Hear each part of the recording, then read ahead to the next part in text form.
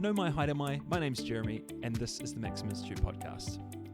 This month, we've got a great conversation for you on free speech, hate speech, and the way we work out our ideas in real life and in the digital space. Over the last 18 months, the intertwined issues of free speech and hate speech have loomed large in our national conversation through a number of difficult, awful, and sometimes downright farcical situations. I had the pleasure of hosting this conversation between Alex Penk and David Hall in front of a live crowd at a pub in central Auckland. Towards the end of the podcast, you'll hear both speakers responding to questions from our audience. And if you'd like to be part of our live audience for a future conversation like this, make sure you head to our website and sign up to find out more. For now, let's get to the good stuff. Now, it's my privilege tonight to introduce our speakers. Our first speaker is Dr. David Hall, who is a senior researcher at the Policy Observatory in AUT. David has just returned from a period of time overseas. David has previously studied a D.Phil at Oxford University in politics, and he is regularly seen on Twitter trying to plead for reasoned debate in all aspects. I look at him and I go, "Oh, David, you are the best of us. You're doing so well," trying to stop everyone from being crazy. David has been really keen on kind of talking about these ideas of hate speech and free speech and good political discussion in New Zealand, particularly since the Christchurch attacks in March. Slightly less successfully on Twitter, but definitely still on Twitter, is Alex Penk. Just gets slightly less engagement, but hey, follow him, and you can see that change. Alex is the CEO of Maxim Institute. Alex, previously, before being the CEO, was the policy manager. He was also a researcher, and in a previous life, he was a lawyer, until he did a Master of Laws at Cambridge and thought, I've got to the zenith of that, so I'll chuck it in for the non-profit life. So Alex has got a deep interest in this subject as well. So without further ado, let's jump into it. Over the last 18 months, you probably would have noticed, hence probably why you're here, that the intertwined ideas of free speech and hate speech have popped up again and again through some awful, horrible, and, to be honest, farcical situations in New Zealand public life. And often there has been, and since then and all through that time, there has been a lot of conversation around legislation, free speech, how much of it is too much, whether we need extra laws to deal with hateful speech in New Zealand. And so what I might do is just start with a question that both of our panelists love. Why free speech? Why do we value it as a society? What has it offered to us in the past to the point where it's actually given us, where we have developed this value for free speech as kind of a guiding value of a democratic society? We talked about whether we should play rock, paper, scissors to see who answers the question first. I'm happy to, or I'm happy for you to take a shot, David? I'll take a shot. I mean, I'll give a philosophical answer because that's my particular background. Free speech is kind of one of these paradoxical ideas in a way because, I have free speech in the sense that I could say anything to you right now. The words that I could emit out of my mouth, I could say the most craven or coarse or insulting or horrible thing in this moment. This is a potential which is sitting there, but I don't. I have that potential, but I regulate myself for all sorts of reasons, for politeness, what I think is decent. I don't want to insult people. I don't want to hurt people's feelings. There's all sorts of regulations that I impose on myself, and there's all sorts of norms that I expect in the room in which I, willingly navigate. There's all sorts of methodological questions and questions about reality and belief. I work in a university, so we're constantly regulating our own speech depending on whether it's consistent with principles of logic, principles of ethics, whether it's consistent with bodies of evidence or relevant literatures. So there's all sorts of ways that I regulate myself in that way as well. The real question for liberalism is the question of how other people interrupt and impose their own sense of what is appropriate and inappropriate speech. That can happen at the level of civil society in the way that we as citizens and as peers and colleagues discuss issues and debate with one another and communicate to each other about what we think is appropriate or inappropriate. But then there's also the question of the state and what place it has in imposing its sensibility about what should and shouldn't be said, especially through law and the power of the law and its capacity for punishment, especially.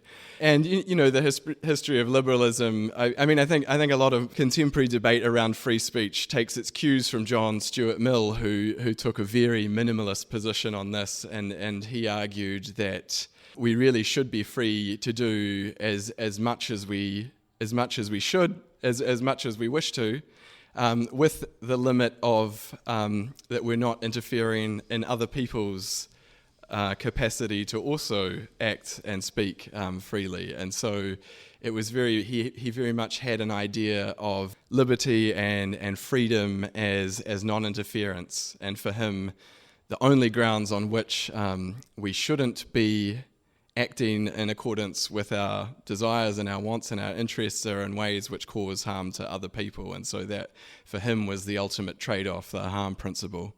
But his is not the only vision of what it is to be a free person. There's other visions, such as coming from the Republican tradition, which is, to be a free person and to have liberty is to not be dominated by other entities or actors. And so that's another way of considering it.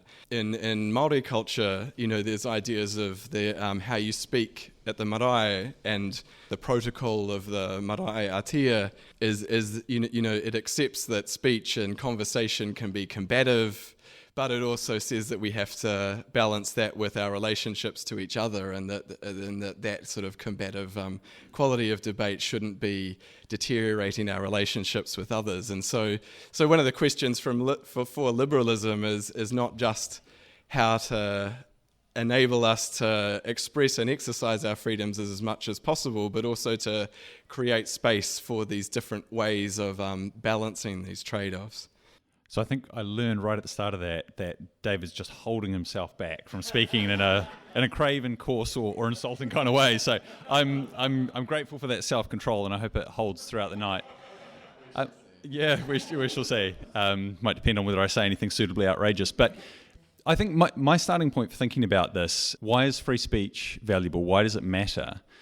So my answer to that would be, I think that free speech helps us search for truth and for meaning so that we can order our lives in accordance with that truth and that meaning. And I think free speech contributes to that search for truth in a couple of different ways. First of all, it gives us the opportunity to be exposed to ideas. If we don't have that exposure, we can't learn what might be true. So that's the first and kind of most obvious way in which free speech helps us. But there's another issue, which is that, and I'm going to borrow this argument from Professor Robert George, who's at Princeton University. But he makes the point that when we have heard a whole lot of ideas, a whole lot of speech, we come to a settled set of beliefs. These are the things we believe about the world, the things that we believe to be true. Now, one of the things that we probably believe to be true is that we're not right about everything. So we know that some of the things that we believe are wrong. But we don't know which things those are, because if we knew they were wrong, we wouldn't believe them. So we need other people to help us understand what we're wrong about. And that's one of the really important exercises of free speech, to listen to other people who are going to expose the errors in belief that you hold, who are going to challenge the things that you believe to be true, the things that you may hold really, really dear. And in that process, they help you move closer to truth. Another concept that I find really helpful for thinking about the value of speech is a concept of anti-fragility, which is explained really well in a book called The Coddling of the American Mind, which was published end of last year or start of this year, I think. But it's basically the idea that some things in life are fragile. They break easily. Some things in life are resilient. They can withstand shocks. Some things in life are anti-fragile. They require challenge in order to grow, to learn, to adapt, to become stronger. And I think speech is one of those things. It's one of those challenges that helps us to learn, adapt, and grow. And if we're not being exposed to challenging speech, we don't have the opportunity for growth. So I think, part of the answer to that question is just there's an inherent challenge which carries a certain amount of discomfort with it. And I think you have to acknowledge can carry a certain amount of cost with it. But that's the sort of mindset that I bring into thinking about these things. And it's probably helpful to try and move from kind of, abstract ideas like this into some of the kind of more practical and more applied kind of issues that we have to deal with. So, for example, when I think about something like Whitcoul's deciding not to stock Jordan Peterson's book earlier this year, the book 12 Rules for Life, I come to that kind of thing thinking, it's really important that we are actually being challenged in how we think. Now, for the record, I am not a fan of Peterson's book. I think it's a mixed bag, to put it politely. But I'm going to see if I can provoke a bit of debate with David here. I think Whitcoul's made the wrong decision. And I think the decision that they made is not consistent with this idea that we actually need to be challenged by ideas that we may find really difficult to deal with. I'll stop there and give David a chance to tell me if he thinks I'm wrong before I sort of go too far down the track and explain my full reasons for thinking that. But David, what do you think? Well, Whitcoul's put the book back onto the shelves, and I think, the issue is here, this is one of the contradictions of liberalism, is that on the one hand, you want as many perspectives as possible, as you said, and then the other question is that private organisations such as a company needs to have its control over its own decisions about what to sell and not. And these two things can sometimes come into conflict and run off in different directions. To use the Millian principle of non-interference, to come in and say that Whitcoul's has to stock Jordan Peterson's book, whether they want to or not, that is potentially an infringement on their rights as a business to make those decisions. And so this is just one of these examples of where these tensions, driven by the same principle, can nevertheless end up in a place where they contradict one another. And I think, to me, the book may have ended up back on the shelves, but the interesting thing is that they took it off in the first place. And I certainly wouldn't argue that they have to stock the book. But I think, to me, one of the interesting things here is often when we talk about these issues of free speech and hate speech and so on, we're talking about quite different things, and we're often talking in a sort of general kind of what's the cultural context around these things. And I think of a decision like the one that Whitcoul's made, where it's perfectly possible to push back on that and say, so what if Whitcoul's took the book off the shelf? You could buy it on Book Depository or Amazon or Mighty Ape or probably Paper Plus or anywhere. There's lots of places, right? So really, has speech been infringed here? But I think the thing that I find most interesting about this is what's the kind of the social signal that an action like that sends? Because when we're thinking about these issues, I don't think it's enough just to think strictly in terms of, the text of the Bill of Rights Act, what's legally enforceable, what's not legally enforceable. There's also sort of a whole social context to this that we need to be mindful of as well, which is much harder to define and to wrestle with. I think I might just pop in there because you guys have almost chewed up through the entire first section on the first question.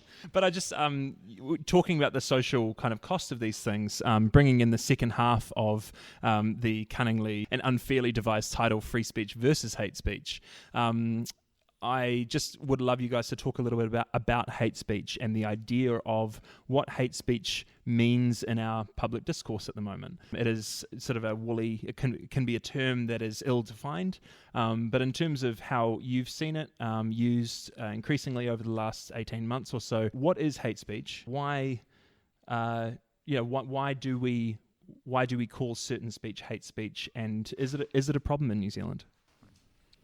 Hate speech is one of these ill-defined terms, and I think it probably needs to be as well, because I think it's something that we're going to be constantly debating about what is and isn't hateful, what is and isn't harmful. And, at the civil level, we need to have an open, fluid, flexible interpretation of what that means, I think, because issues change and sensitivities change and people do change their perspective on what is and isn't fitting into a category like this. So I don't necessarily think it's a strong basis for law making, and I think most of what is called hate speech law actually doesn't specifically use that language. It talks much more about specific things under that wider umbrella, such as incitement to violence or racial disharmony and so on and so forth. And I think that's vital, that really we always need to come back to those definitions, those legal definitions, and whether it's those particular definitions which are working, and whether they are enforceable and whether they are having perverse effects, and not that umbrella term under which all of these fall under. Is there a problem of hate in New Zealand? I mean, I think this is an issue that I think that I have to be humble and in my opinion, because I am not subjected with a lot of the harassment and abuse that does go on. I do see it happening, so I do think there is a problem out there. I think there's and a lot of this is manifesting in different ways as public engagement and public discourse, it moves online. There's all sorts of issues which we'll probably get to later about the dynamics of online discourse and people's potential to speak in ways that they wouldn't necessarily face to face. I certainly know that there are people facing who are enduring a lot of hateful rhetoric out there, and there's questions about how we manage that. And I think one of the things which I see as a deficiency in the way that we talk about this is not enough distinction about the state level responses and the civil society level responses. I think often the debate just immediately shifts to hate speech laws and whether those are appropriate, as if that those are the only responses that we can do. But there's an enormous amount of work that can be done at the civil society level, which I think is really vital, because we're not bringing in the heavy hand of the state, and we're not bringing in those dangers of imprisoning people for unreasonable things, and we're not kind of bringing in all of these legal specificities about whether whether a certain phrasing falls on one side of the law or the other. And I would like to see New Zealand doing a lot more around looking at ways that different civil society groups can be engaging with these things, different support for marginalised groups which are facing that, different strategies being taught in schools, especially as our youth are having to teach themselves how to navigate the online space, because older people are not necessarily any better or have any better sense of how to do that, and we really need to be aware to those sorts of dangers. Just to pick up on something that you were talking about, David, but I mean, either of you can feel free to go for this. What does our law currently say about hate speech, and what recourse do we have? What recourse do we have against hate speech at the moment, where it's found in society? Picking up on what David was saying before, it's really important to distinguish between when we're talking about hate speech in a kind of general cultural sense, which can be as broad as just speech that is kind of disfavoured, and the legal sense of hate speech, which is really more speech that is prohibited or regulated or subject to some kind of penalty. And in New Zealand at the moment, we have quite a few legal provisions that are relevant to hate speech already. So the key kind of ones are found in the Human Rights Act. I'm going to try and not do my sort of formal lawyer thing and go through all of this in too much detail. But very briefly, you've got a civil provision and a criminal provision, which are basically focused around threatening, abusive, or insulting words that are likely to excite hostility or contempt towards a group defined by reason of race, colour, ethnic or national origin. And the heading for these provisions is around inciting racial disharmony. So you can kind of hear what the thrust of the provision is. One of the really interesting things is that the criminal offence includes an element the civil provision doesn't. You have to show intention. Now in the civil provision you don't have to show intention. The issue is just, would a reasonable person hearing these words think they were threatening, abusive, or insulting, regardless of whether or not you intended that? The criminal provision also has the interesting feature that you have to get the Attorney General's consent to a prosecution. And as the potential penalty is 3 months imprisonment or a fine of, I think, $2,000. Don't quote me on that. That's a really high bar to set for an offence that actually has a pretty, in the scheme of things, I mean, I don't want to go to prison for 3 months, but, in the scheme of things, a relatively low punishment associated with it. So what we can take from all of that, I think, is that we have some provisions that are relevant to hate speech already. They're fairly narrowly construed. They're structured in such a way that they're actually practically quite difficult to prove against somebody. And if you look at, for example, the case of Wall and Fairfax, which Lewis Wall, the politician, took a complaint about cartoons published by Fairfax Media, so that concerned Section 61 of the Human Rights Act. And the court held to a pretty high standard in terms of what they would think was amounting to hate speech in that kind of scenario, and found that those particular cartoons, don't know if you remember them, they employed some, I think, fairly obnoxious racial stereotypes. But the court said, look, these are offensive, but they're not hate speech. And that's sort of been the balance that our courts have tended to strike in practice. And when I look at the law at the moment, I think my sort of conclusion, against the backdrop of thinking, look, what might the government do in this space, is that I don't actually see a need for more provision in this area than we already have. And I say that partly because it's not just the provisions in the Human Rights Act. It's also things like people have been convicted for distributing objectionable material when they distributed the video of the live stream video of the terror attacks in Christchurch. Somebody was sent to prison for 21 months for distributing that video, for example. You might remember there was an attack, a racist or a religiously motivated and I think racist attack on a couple of women in Huntly a couple of years ago, and the woman who perpetrated that attack was convicted of assault and I think intent to injure. And there are other examples as well where existing provisions in the criminal law have actually been applied to people carrying out the kind of conduct that we probably think of as motivated by hate or a hate speech kind of offence. That's a relatively long-winded answer, but it's to say that we have a certain amount of regulation in this area in New Zealand already. There are ways in which you might tweak that. The government might also come along and say, hey, let's have something entirely new, which could be a completely different kettle of fish. But at the moment, David may be about to try and persuade me otherwise. At the moment, I don't see the need to add to that.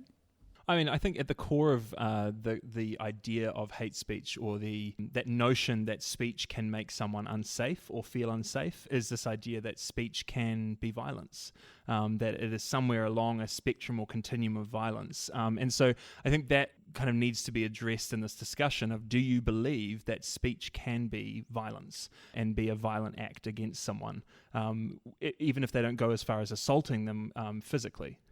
So I think this can easily be taken too far, and especially I think if we're talking in the legal domain, then I think separations between physical violence and some sort of symbolic violence are important to retain. At the same time, we need to recognise, how hurtful and disadvantaging language can be. I mean, and like I said, I'm not necessarily the best person to talk about this, but I am on stage. I mean, I know that like mere words where no act can be devastating. And for me, the most obvious example was the diagnosis of terminal cancer for my mother. It was just words that were spoken to me with no action and no visible expressions of that at all. But it was like, it had an immediate physical sensation, which was like being hit in the face, and just a sense of shock, a sense of being stunned, that kind of reaction. And I've seen, language, emails,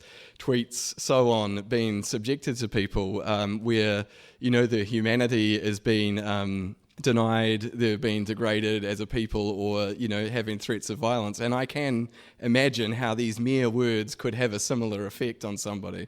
And I think that needs to be kept in the picture, even if we don't define that as violence. That it nevertheless can have that effect. And that's that just brings back that one of these contradictions again, that the freedom of speech in that sense can have a chilling effect.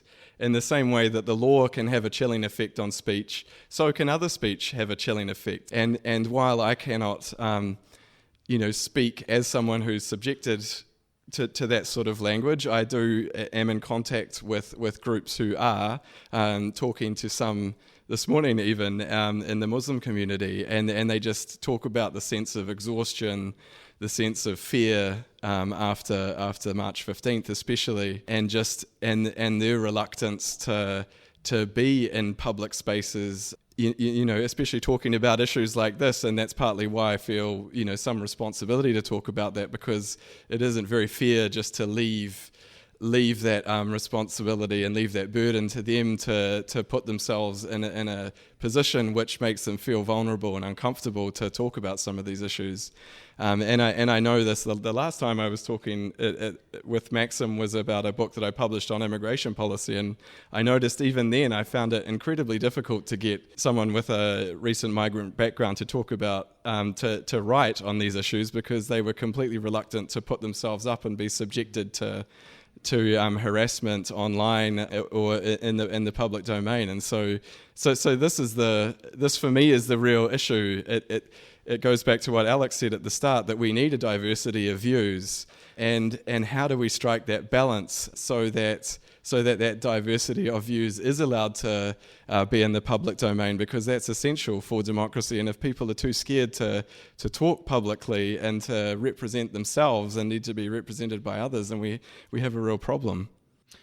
So, I mean, in what you're saying, it seems, obviously you're sort of talking about the legal, we're limited in what we can say legally around speech and violence, but there's a huge social and cultural interpretation and I guess the responsibility that you're talking about and articulating really beautifully. What is available to us as a society to counteract hateful speech and bring in those sorts of voices and let them know that they have an equal place and an equal standing in society, and that other people actually care about what is said? Yeah, look, I think one of the first things we need to do is, and I think I'm in agreement with David here, that, we need to acknowledge there are actual harmful consequences here. There's empirical evidence to the effect that, hateful speech produces psychological distress, which can have real consequences for people physically and socially. There's also a level or an extent to which it goes to incitement to actual violence as well. When I make the comment that I don't think we need additional law to what we have, I'm not downplaying or minimising that harm in any way. It's more that I'm saying I think the law that we have addresses that harm already. But these are real harms that people are facing. And, to me, I think it'd be nice if there was an easy answer to this. But, I don't think there's any utopia that we're going to get to if we just tweak Facebook's algorithm, then we're going to do away with online hate. I think to some extent the problem is out there. The problem is in humanity, and the question is, how do we do the best job we can of creating the culture that's going to allow us to respond to those things well? So I think the first thing is acknowledging that harm. But the other thing that comes to mind for me is when we're thinking about issues of speech as violence, is what's been called this idea of a culture of safetyism, which is really that we have to try not to expose people to challenging kind of ideas. And one of the things that struck me is when you look at the decisions that Massey University made, first of all in the review that they released where they talked about the decision to cancel the event that Dr. John Brash was invited to. There was a more recent decision where they cancelled an event that a feminist group was holding at the university. When you read the High Court decision in relation to the action taken by representatives of the Free Speech Coalition, in each case, those decisions not to hold events or to cancel venue bookings were made on health and safety grounds. They were made on the basis that there is a risk to people in the community, which means that we can't allow these ideas to be expressed. Now, it's difficult to look behind these factual scenarios. In some cases, those risks may have been really significant and really genuine, although I do find it kind of ironic that if you read the independent report on the Brash decision, it talks about how the university was right to take seriously the threat that somebody posted on Facebook saying we're going to bring a gun to the event. There's nothing in the report about the police ever having investigated that. So I found it kind of ironic that was a good reason to cancel the event, but there's no record there that the police sort of followed through on that. But my sort of long-winded way of getting to an answer here is to say, I think part of what we need to do is create a culture where it's okay to have these discussions, where it's okay to challenge, and where we actually practice what I'd think of as the civic virtue of civility, of listening to people who are different to us and respecting them in the process, even though we're not going to end up agreeing, or we might not think that at the start, we may still not agree with them at the end. But I think the important thing about free speech is that by itself, it's not enough. There has to be a willingness to listen that goes along with it as well. So that's sort of my landing point after a little bit of meandering to the question that you're asking. I think we have to cultivate that posture of being willing to listen to each other, including about the most difficult, contentious, messy issues, the ones that, the sort of the third rail issues where, if you talk about them, it might be bad for your career, you might lose friends, or whatever the issue might be. We have to do each other the dignity of listening to each other in those conversations. I think what's really interesting about what you're saying there is that normally we think about, we've got to listen to the people who have been deplatformed or something like that, but actually one of the reasons why I think we've gotten ourselves in these situations is because the people who then want to do the deplatforming haven't been listened to for so long. We haven't been listening to minority groups. We haven't been listening to, like you say, immigrant voices. In your book, you found it difficult to find someone that it's actually up to the majority of us to let people know that they are listened to and valued, and then it will probably be easier to have that kind of civility in the whole of society because people aren't concerned that their voice and their existence is not valued. So it's a lot of work that you're talking about, and it's very easy to say, oh, let's listen more, but actually spending time and finding places to elevate voices that haven't been, that listening is a huge job. I think it's one of those things that's easy to say, but I think it's incumbent on all of us to be willing to put ourselves into situations where we're the uncomfortable one. And I mean, just to give in the scheme of things, very small but personal example, the previous couple of years, I was doing courses in Te Reo Māori. And there were times on that course, because you're not just learning a language, you're exposing yourself to a culture as well. There were times when I felt way out of my comfort zone, doing an overnight stay on a marae, for example. This year I spoke in a pōwhiri for the first time. I'm kind of like, what? I'm so uncomfortable doing this. Why am I doing this? So that I learn, so that I grow, so that I understand what it is to be in a situation where I feel deeply uncomfortable, and that helps develop in me an empathy for other people when they are in situations where they may feel deeply uncomfortable. I'm not saying that that's equivalent. In many ways, it's a microcosm of what other people experience. But it's one way in which I think we can look for opportunities like that to put ourselves in positions where we have to be exposed to different ideas, different modes of life, and live out that value of being prepared to be uncomfortable ourselves. If we're going to suggest to other people that that's a sort of a norm, a civic norm, then we need to be prepared to do it ourselves too. Over the last 18 months, there have been several incidents in New Zealand public life with from the visit of Southern and Molyneux through to, as you've discussed, the deplatforming of Dr. John Brash at Massey and the Christchurch terror attacks and kind of some of the incidents that happened around that, including someone who went to the site of the attacks a few days later and was sort of talking about what they wanted to do. And sort of initially the police kind of refused to do anything about it, saying they didn't really have any power, which it turned out they did. What do you think the state of play is with these events and the commentary and the kind of political situations that have gone on around them? What do you think the state of play is with those? Where are we at with sort of hate speech and law and sort of society's attitudes at the moment and kind of looking out to the next year or so? Where do you think we might be headed?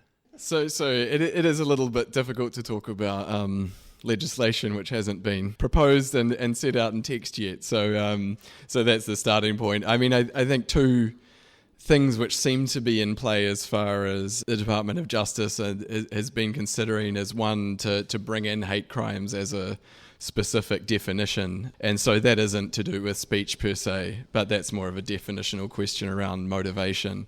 And the other question is whether incitement to violence should be broadened out to include not just racial grounds, but also grounds of religion, disability, sexuality, and so on. So those seem two likely areas to see proposals, but it's difficult to talk about them at this stage. And for the record, I'm open to the broadening of definition for incitement to violence. So maybe that's a point of disagreement. I mean, a lot of countries around the world do have that broader suite of justification, and I can see the rationale behind that. Maybe we can talk about that later.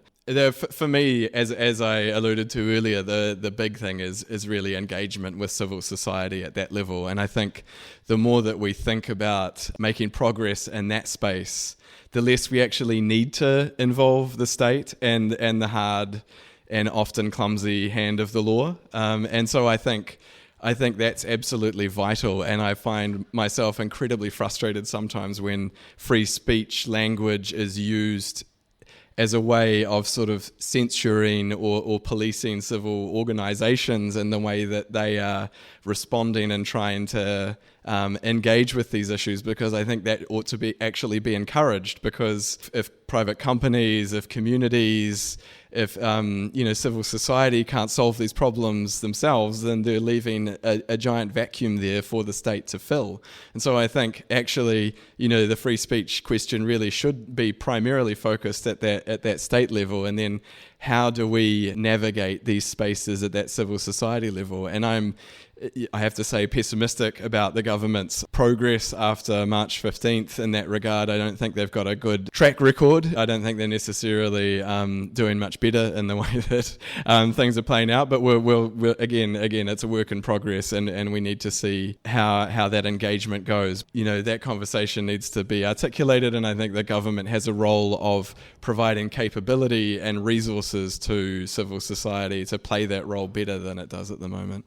As David says, it's really hard to comment on something that we actually haven't seen the detail of yet. The government said we're gonna fast track the review 7 months ago now, I think, which is a relatively slow fast track. But to me, one of the things that I've been a little bit concerned about is this idea of a review, fast tracked or not, where I haven't seen sort of a lot of public commitment to really engaging a range of voices in that view. Maybe it's going on behind the scenes and we just can't see that. But my concern has been that whatever does come out of that review, or whatever conversation is happening in the Ministry of Justice at the moment, is the kind of thing that could happen in a bit of an echo chamber, which would be kind of unfortunate for laws that are supposed to be about that balance between the kind of speech we want to protect and the kind of speech we want to regulate to some extent. Again, for the record, I mean, my position is not that I'd have a big problem with those grounds being added in to broaden the definition. It's more that I actually don't think that would really produce any gains beyond what I think the law already covers, and particularly the way that those provisions are structured. I think the other thing that sort of struck me about your comments, David, was just that comment about policing, and I think that's a fair point to make, and it's an important one for us to think about. But I think it sort of happens on both sides of the spectrum, I think, in a mixture of sort of good faith and bad faith. But you get everything from the kind of paid speech is not free speech, sort of conflating a couple of different concepts there. Freedom of speech does not mean freedom from its consequences. It's like, yes, but at some point the consequences become such that speech isn't really free anymore, through to a kind of what I think could be called a caricature, which is, well, I'm able to say anything I want to say because free speech. Now, I think, honestly, I think it's genuinely hard to find people saying those things, certainly who are good faith actors. You can always find people on Twitter saying this stuff. But it is out there, and I think we need to be a little bit careful about that kind of rhetoric obscuring and clouding the debate. I think that's a good point to bring in, just the question that I have around social media and the digital space. Obviously, we're living in the context of conversations and movements that are happening around hate speech and free speech that are a lot of the time happening a lot online. It's particularly movements to cancel or deplatform people for what they're potentially going to say. How do you think that has changed the situation, and what context does that bring to this idea of consequences?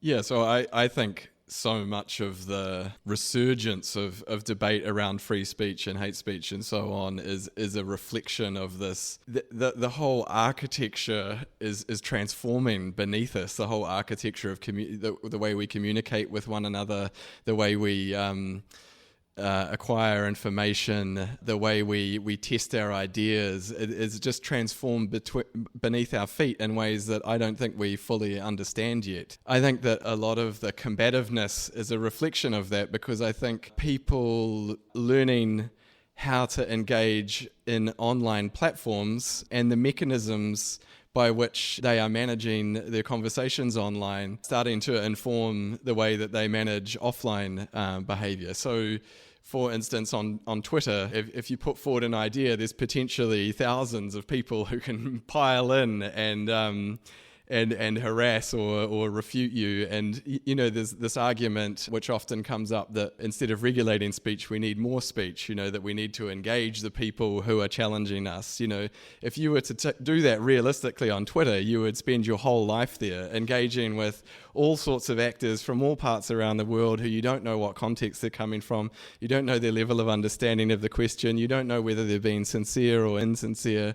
It's just a prescription that just doesn't work because of the particular dynamics of the platform. What does work is blocking people or muting people or, in other words, deplatforming people. And that's the mechanism by which Twitter has provided you to manage those conversations. And so it's hardly surprising, I think, in a way that people are finding that as a mechanism by which to manage these challenging conversations in the real world as well. And I think there's obviously problems with that, although I think that is a mechanism by which we can use at the civil society level to manage these issues. People don't have a right to speak in any particular premises, and free speech is not necessarily violated by withdrawing a platform. Potentially, if lots of different premises are withdrawing their platform, then one's exercise of their speech is diminished or degraded. But yeah, I mean, these questions of the platform are fascinating. I mean, the Southern and Molyneux thing is another example where, how can you talk about them having their speech, their right to free speech violated when they've got this amazing platform on YouTube and Twitter and so on with millions of listeners, and anybody can go at any time and engage with their ideas on that platform. It's much more of a question of which are the premises and which are the norms and values behind each of these different kinds of platforms. I think that's one of the concerns about that whole situation, is that in a way that it became clear that they've actually figured out how to weaponize that kind of cancelling, deplatforming culture to amplify their own profile, and in a perverse way, it kind of just absolutely rebounded on people who didn't want, it's the Streisand effect, right? And so figuring out how to properly engage and in which, and strangely enough, actually an in-person speech in front of whoever actually thought that they would pay for a ticket and turn up to a theatre is actually a much more contained place for ideas that you find hateful and horrible than an interview with Paddy Gower on News Hub. I'm sure lots of people are watching Paddy Gower, but I mean, I think that's true. I mean, you see the same thing happening with Jordan Peterson. Say, I mean, he has hundreds of thousands of people watching him on YouTube. So in the scheme of things, it probably doesn't hurt him too much if he gets deplatformed here and there, and in fact probably helps him. And I think that just sort of goes to the complexity of these kinds of issues as well. But I mean, I find the online thing really interesting. So Mark Zuckerberg gave a speech recently at Georgetown University, kind of setting out Facebook's current position on free speech. And to be honest, I thought, okay, Mark Zuckerberg, free speech. I'm skeptical before I even start reading the speech. I'm a Facebook skeptic. I deleted my account 3 years ago. You all should too. Although you should also follow Maxim Institute's Facebook page. So maybe follow the page and then delete your account. But I found that Facebook was mostly drivel and cat videos. So I went into this expecting to kind of disagree with whatever I heard from Mark Zuckerberg, and actually found myself kind of thinking, I actually think what he's saying here is pretty good, and it makes quite a lot of sense. And it's the idea that, and yes, there's all this stuff in here about voice, and Facebook is all about connecting people, and take that with a few ladles of salt, I think. But there's sort of a point in there about the fact that these are ways in which people can actually hear directly from a source. So the particular kind of controversy with Facebook recently has been saying, we're going to allow politicians to run ads on Facebook that are not going to be fact-checked, whereas other parties' content will be fact-checked. And a lot of people were like, well, that's terrible, particularly in the US context. And in the approach that Zuckerberg was laying out was to say, look, if somebody is identified as a public figure like that, we'll let them say what they are going to say, so the public can engage directly with that. They can engage with each other. If somebody's a kind of a fake account or can't be verified or whatever, we'll shut down that account. But I actually thought, to me, that makes a lot of sense, because often we look at these kinds of issues and you sort of assume that when you come in with a regulation, or in this case a fact check, that you've somehow solved the problem, but often all you've done is shift the problem. And to give a kind of, in the scheme of things, kind of trivial example, there was a situation I think a year or so ago. There's a website called the Babylon Bee, which is a kind of Christian satirical website, and they published a post which said CNN purchases industrial-sized washing machine to spin facts into news, and Snopes picks up on this and says, fact check, false. CNN did not purchase an industrial-sized washing machine to spin facts into news, it's obviously false, right? But if somebody can kind of look at something like that and go, oh, that needs to be flagged up as false, you kind of go, who guards the guardians? How much do we trust the fact checkers? And so again, I think these sort of issues of just going another regulation or another law is the way to solve this. And David's been making the point we have to think about sort of civil society mechanisms. I think is a much more fruitful kind of path for us to go down. And I think a lot of it also comes down to getting off the online world and into the offline world. I think we can, if we pass laws but still live in bubbles, then things aren't going to change very fast. So I think I've found a point where I finally disagree strongly.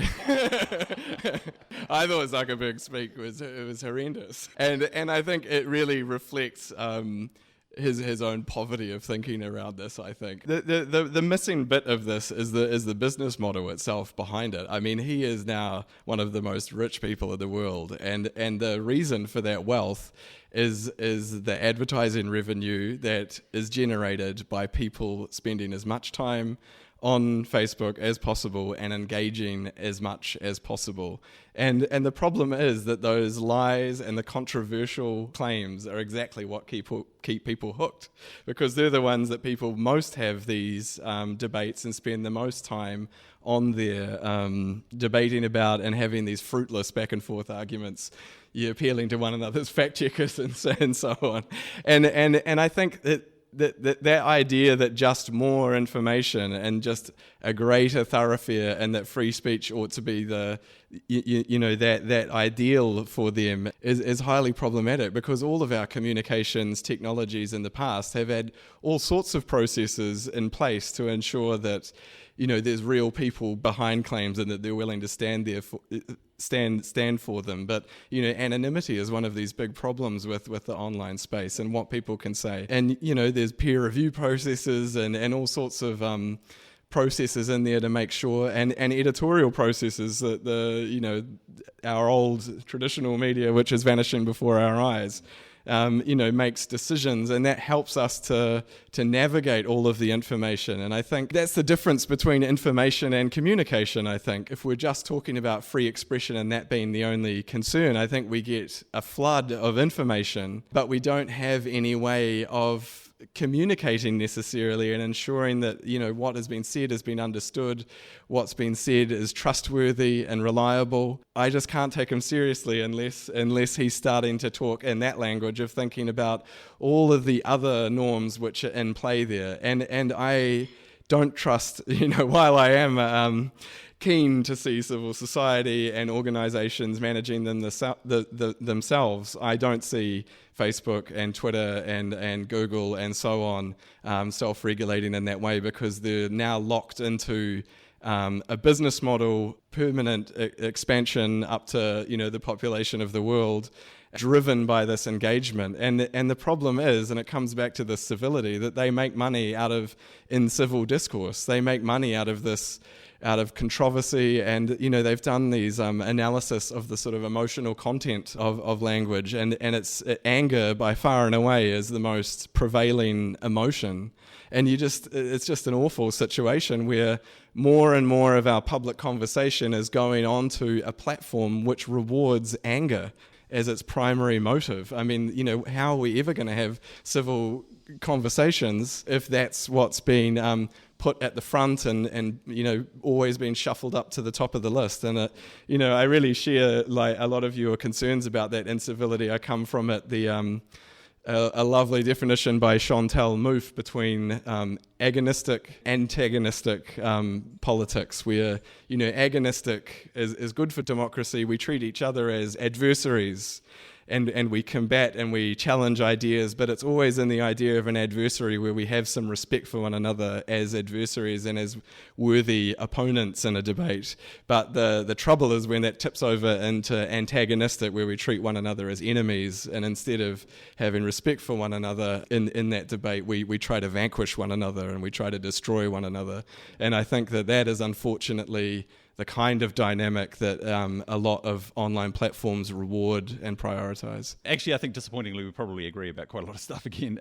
So, I mean, my point isn't that I think Facebook's model is a good one, which is why I deleted my account 3 years ago. Yeah. But and I think there are good reasons to think that yes, the model is designed to enrich Mark Zuckerberg and others by sucking our attention with technology that is designed to kind of tap into sort of addictive loops in our brains.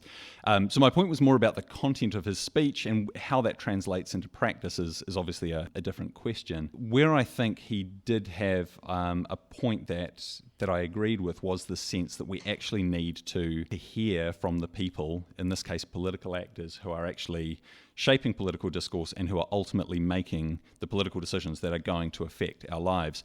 But one of the other things that I thought, just sort of listening to you speak about this, was actually something that I read from Grant Huscroft, who taught me when I was at Auckland University and is now a judge in Canada, actually. But he sort of makes the point that the way that you think about these issues often comes down to a question of faith, i.e. how much faith you have in the government or a regulator to be the one who comes along and competently sort of manages the tensions and the trade-offs that are at play, or how much faith you have in civil society, or perhaps in a conception of truth to sort of out itself through the free exchange of ideas.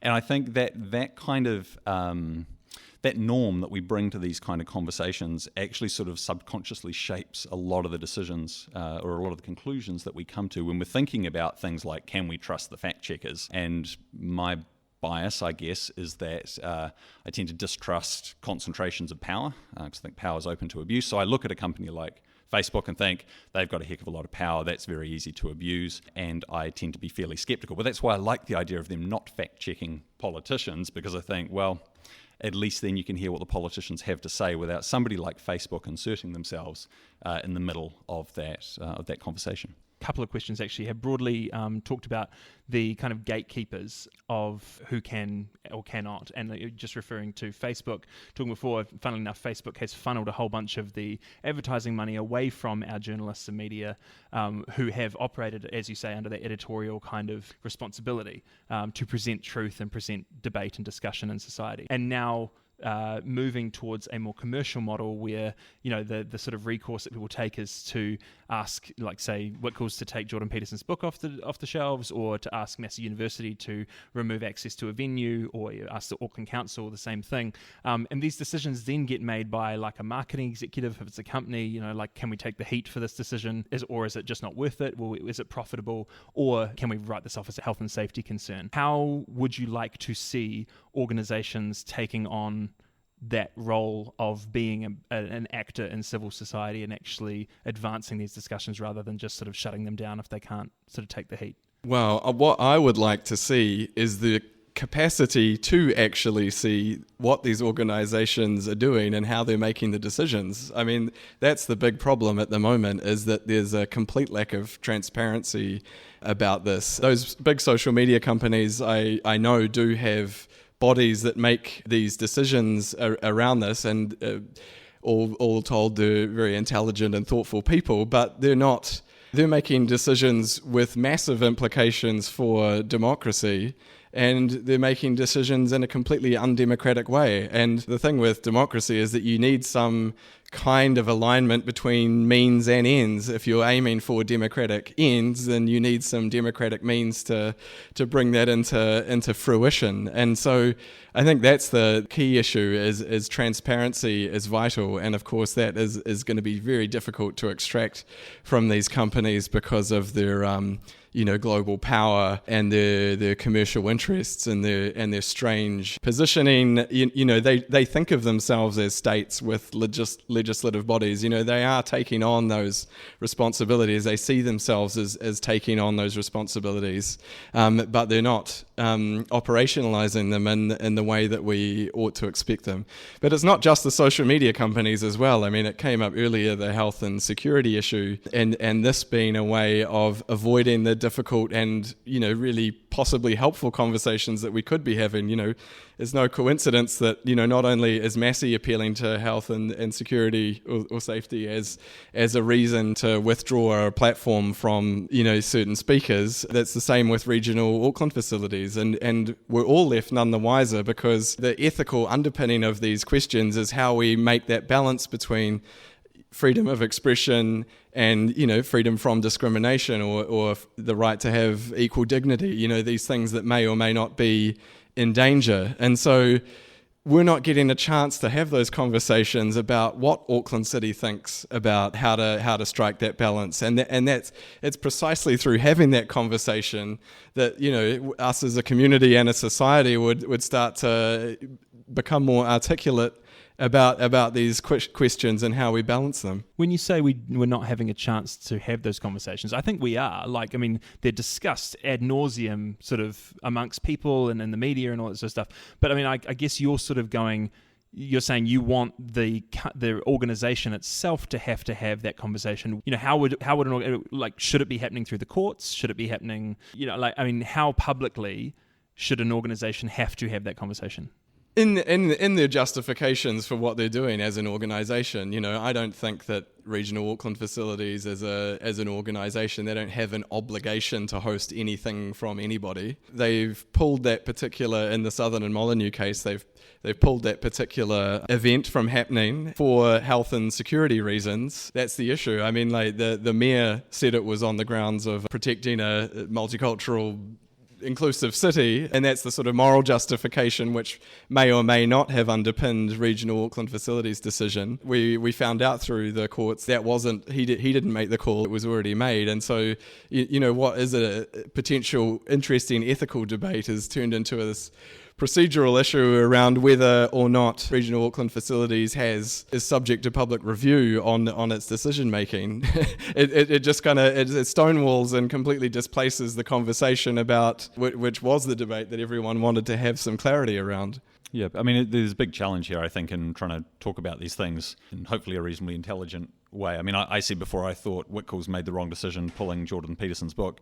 I'm making assumptions about the reasoning behind that based on snippets of things that you can glean from the media, rather than a sort of fully reasoned position on that I've seen. But that's about the best that you can do. And I think to me, I'd also like to go upstream and just think, it seems to me that there's a more general kind of issue with our approach to health and safety, and it's not just around issues of free speech, but there's sort of a mindset of, since the law was changed a few years ago, that this is just a very difficult area in which people tread very, very gingerly. And for so long as that's the case, I think that's going to continue to have impacts in this kind of issue, in this kind of area. And we have to think about that as a part of the framing in which these conversations take place as well. When does listening to a broad range of views trip us over into entertaining bigotry and giving hate a potentially dangerous following? I think that's a question of degree. It's one that's hard to answer in the abstract. Really, it depends on who are the speakers and what are they actually saying. Is what they're saying genuinely bigoted and genuinely hateful? If it is, you'll probably be able to tell. But it's a difficult question to answer in the abstract because context matters. And you actually see this overseas sometimes, where there are, I'm trying to remember what the example was that I was reading, but where in a country where they were engaged in a civil war and one side was saying certain things about the other, which might have sounded kind of innocuous, but were basically a sort of a call to genocide. And the other side was saying, same sort of innocuous sounding things, which were a call to genocide against the other side. So to some extent, you actually just have to engage with the context rather than answer the question in the abstract. I think what I'd like to see is the widest possible approach, the most generous approach we can take to engaging in those kind of things. Listen to the people, decide whether or not they're bigoted or hateful, rather than shut them down in case they are. Your panel lacks diversity, and by virtue of that, you're exclusionary. Why should white men determine the parameters of freedom of speech? Which of us white men should answer first?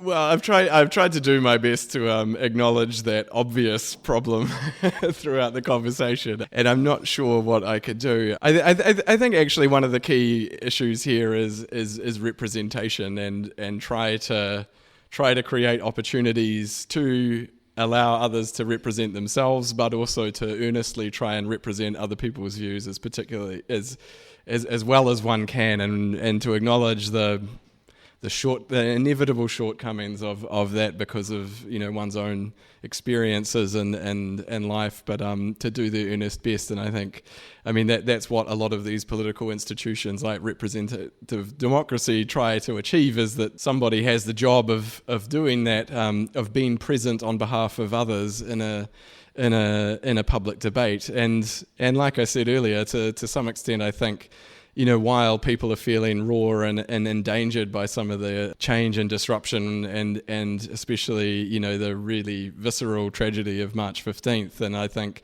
there is a responsibility for people to take up some of that and to represent as best that they can, while acknowledging that they can never convey authentically that particular perspective. I think I'd want to sort of both reject in part and affirm in part the implicit critique there. The rejection, I think, would be we're not determining the parameters of free speech. We're two guys sitting here giving our opinions. And I'd go back to what I said at the start about what I think the value of free speech is. Hopefully it's a way of moving us closer to an understanding of what's true, what has value. And I think if the conversation has done that, then I think it's moved positively in that direction. To the extent that I'd accept it, I'd say if we were having a conversation which was about determining the parameters of free speech, I think that's an entirely valid critique. And it's actually basically the same critique that I've made of what I can see of the process that the government is running. So I kind of want to elevate the critique and say, again, my concern is that the government is going to make decisions on this that happen in more or less an echo chamber without the diversity of views that I think actually need to be brought to this issue. That's where the parameters of free speech will be determined in a consequential kind of way, and that's where I think it really, really matters that we actually engage a range of people, which at the moment I don't see happening. How can civil society adequately moderate hate speech when it lacks the strong arm of the law? I think one of the key things is just having conversations with other people. I've done a lot of work in the immigration policy space, and this was one of the big learnings, especially in the UK at the time, in the lead up to Brexit, and some of the best organisations that were thinking about this, like a think tank, British Future, did a lot of really great work around this, because they were very conscious that issues like immigration and multiculturalism were blowing up into these hugely politically volatile issues. And they always said, you just can't go into these with trying to shut people down and trying to bombard people with facts and trying to browbeat them into telling them that they're being racist, or telling them that they're being exclusionary or xenophobic and so on. It just doesn't, the conversation just dries up. There needs to be some dialogue and some appreciation that people have genuine fears and genuine anxieties about social and economic issues, even if their understanding of the causes and the effects might not be right. They're nevertheless coming to these issues with genuine, heartfelt concerns that need to be at least acknowledged as the basis and the starting point for any sensible conversation from which anyone might make any kind of movement in a direction. If you come to it in that antagonistic sense, then people aren't going to move at all. I think that's the question. How you operationalize that is tricky, because again, we can't leave it to marginalized groups or people who are being targeted by hate and racism to do that work of trying to make their own case and make the case for their own equal standing in a society.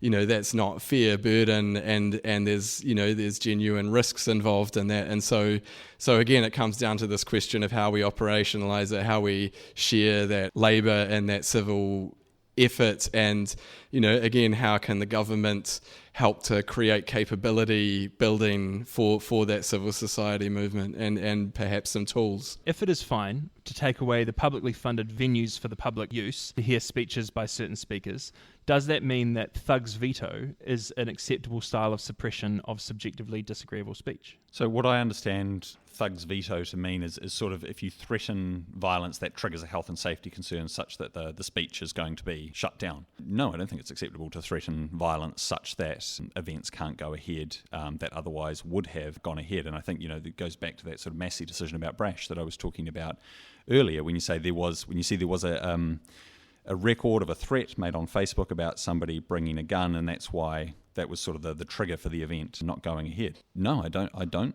see that as acceptable. We obviously have to wrestle through in each particular situation. If there's a threat, what is the level of threat? How credible is it? How are we going to respond? What kind of risks are we willing to take? Because there can be real consequences. There was an incident at Middlebury College in the US a couple of years ago where a conservative speaker and the progressive professor who was hosting him were both assaulted by demonstrators on their way to the lecture venue. And as I understand it, the professor who was hosting the event, she was quite seriously injured and sustained a concussion which took a couple of years to come right.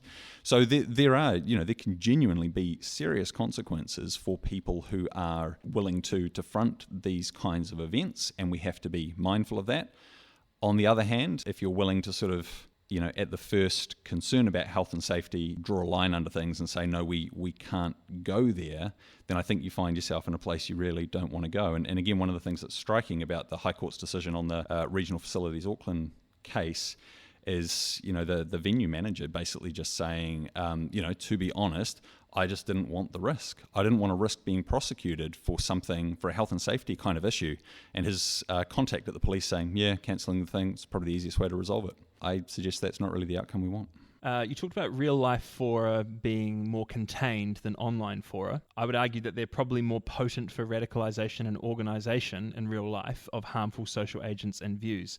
Is this a good reason to allow more censorship of actual real-life situations than online ones? I'm not sure what censoring online situations look like, but I'm going to out myself as somebody who reads Brene Brown from time to time. So Brene Brown says, it's hard to hate close up. So you can organise people and to achieve bad ends in real life. One, I think that becomes a lot less likely when you sit down and you see that you have so much in common with people who may appear to be different to you. I think that becomes a lot less likely in the first place. Also, glass half full. You can use that same kind of ability to organise, to coordinate, to join in kind of shared ends with people for positive ends as well. And I think we've got to be really careful not to kind of shut down that kind of interaction or that kind of organisation out of the fear that something will go wrong and lose all of the positive results that could come with it. I think what I take from that question was that it was something about countering violent extremism and extremist groups, and that they exist both online and offline, and that their organisation exists on both levels. And I think when we think of it in those terms, we see that states do indeed invade and censor and interfere in those organisations if they have the motivation to, and so on. In the UK, that is extremely robust procedure and has led to all sorts of overreaches. The Prevent program is a really shining example of a route not to go down. I should say, actually, I was thinking as well when you said hasty procedure after March 15th. I mean, ours is so prudent compared to Australia, which, responded by putting a law in place, I think in a matter of days, a piece of legislation which just looks like an absolute nightmare and is going to be causing all sorts of legal problems in the future and scope for state overreach. But the problem is that these organisations do exist both online and offline. They're extremely opportunist, and if they do get shut out of the online space, which a lot of them seem to see as inevitable, then they will find ways of coordinating once again offline. But I think states need to look at both forms of organisation, and I think that they do. Last question we have time for tonight. David and Alex, you mentioned that you'd like to see civil society really engaging with and leading these discussions. What would a gold standard of this look like? Or how would you see that playing out well? Are there any mechanisms or arenas where you feel this is flourishing now? or examples of organizations or groups that are doing this well? So maybe seeing as I've been talking about counter and violent extremism, I can talk about that a little because, the best practice of that, I think, is especially work done, especially by a person called Daniel Kohler, who I've interviewed in the past, who's based in Germany. But he sees that space is very much operating in a spectrum, that there's, individual level work that can be done, there's group level and there's society level. And then, there's different roles as well for different actors. There's roles for the state, obviously. There's roles for community groups. And there's roles for family and friends and other individuals. And actually, there's a whole suite of different things that can be done across that spectrum. And the state activity, with strong intervention is only one part of it. The state can also be involved in counter narratives and, some of the work like Give Nothing to Racism is an example of that. The campaign over the last couple of years to enforce and to enliven and empower a social norm around intolerance to explicit racism. This person, Daniel Kohler, also goes way down to the group level, and he works a lot with terrorists, both white supremacists and radical jihadis, and engages with their families, coaches their families through reintegration processes, often stands in the background, sort of guiding them through reconnecting, encouraging them to ask about the well-being of the person who's been radicalized and finding ways of bringing them out of the ideological bubble and back into, a sort of civic reality. And, he works with sports groups and all sorts of community groups. And, there's just a whole suite of different interventions that can be done. And New Zealand really hasn't been thinking along in those terms whatsoever. For me, the things that come to mind aren't necessarily the big sort of institutional things like government or media. I mean, we've sort of touched, I think, on some of the challenges in those areas already.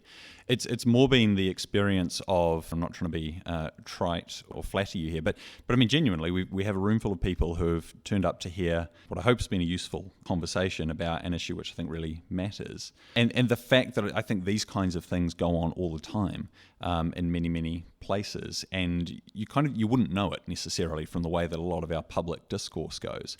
The other thing that sort of again comes to mind for me is it's those sort of encounters that are had on the personal level, and again, you don't necessarily see this, but I'll just give two examples of this to close. I remember being at a conference in Wellington a few years ago, which ironically was all about inclusion. And it was hosted by the Treasury, and it's one of those things where you look around the room and it's sort of the typical profile of the Wellington bureaucrat, and which might sound unkind. But I was talking to somebody at the table with me who was saying, look, I come here, we talk about inclusion, and we talk about engaging with the community. The only reason I have any contact with the community is because I coach a rugby league team out in Porirua. And if it wasn't for that, I would be completely in the Wellington bubble. But you see things like that where people are doing those kinds of things and say, yeah, it's happening. And then a bit closer to home for me, I talked earlier about sort of finding myself in some spaces that were unfamiliar and therefore uncomfortable to me as I was learning te reo Māori. I've been fortunate enough, and Maxim's been fortunate enough to have some people who have been gracious and willing to have with us what they call awkward conversations. My experience has been of sort of going into settings like this and saying, there's so much I don't know here. Would you please teach me? Would you please educate me? Would you please help me understand? And being received with grace and hospitality and generosity and patience. And I think those are all amazing things in and of themselves, but what also strikes me about it is these, without wanting to stereotype, you're often talking about a scenario here where actually these communities, these families bear the brunt of being gracious and hospitable and extending understanding over and over and over again, and they continue to do it. And I think when you see that, that's the kind of thing that makes me genuinely hopeful about the possibility of mutual understanding and relationship of the kind that I think we need to underpin all of these debates that we have about free speech, hate speech, at a level which I think could be really divisive. But these kind of social and civic interactions, I think, give me hope that we can actually have these conversations in a different way. Thanks for listening to the Maxim Institute podcast. You can search and subscribe to us on Apple Podcasts, Stitcher, or wherever you get your podcasts. To hear more from us and to keep up with the rest of our research and analysis of politics and policy in New Zealand, you can sign up on the homepage of our website to get our monthly forum email and invitations to future Maxim Institute events. You can also follow us on Facebook and check out videos on our YouTube channel. Just search Maxim Institute on any of those platforms. From the team at Maxim Institute, mā te wā, goodbye for now.